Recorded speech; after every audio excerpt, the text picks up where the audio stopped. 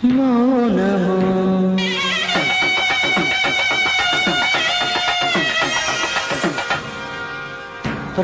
ప్రణయగానము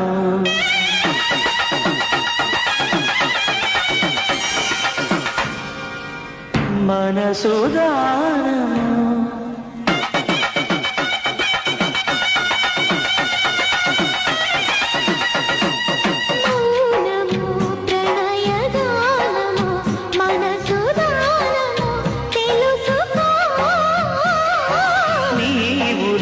కలసి నేను జాలసి తోడుగా పిలిచి వలచాలే చిలనే చిగురించిన శిల్పం చెలిగా పిలిచే